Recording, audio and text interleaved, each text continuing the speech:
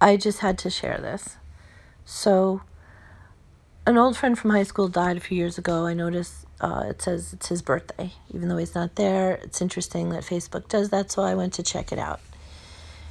And on that page, I see this thumbnail picture of this Uncle Fester looking person, and it's like, oh, I remember Sean McGowan.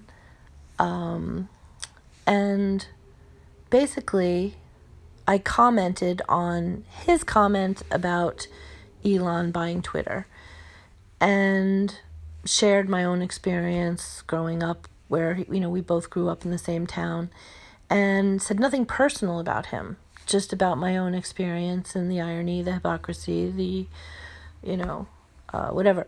So he sends me a personal note, said, I always thought you were sexy and smart, whatever. And I just basically said, tell Billy I liked his book, kind of thing.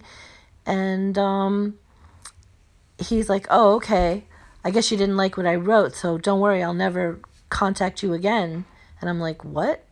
Like, what? And I said, oh, yeah, that's why we were friends a long time ago, and not because you project weird, bizarro stuff onto me. And next thing you know, he writes back this intense, nasty.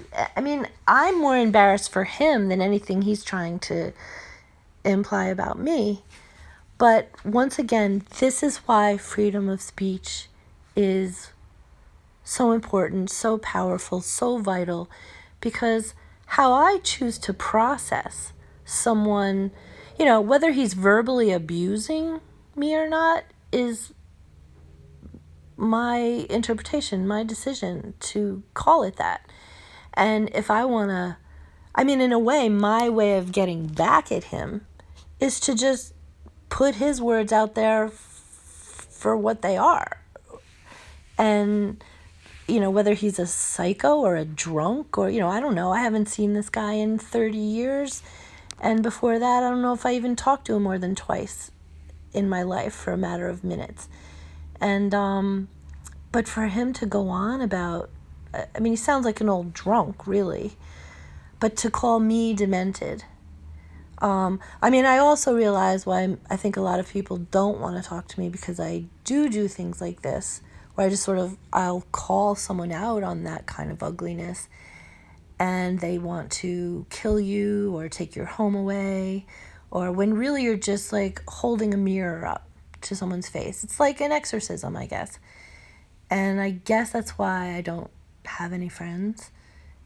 And I wish it wasn't that way, but who wants a friend like this, right?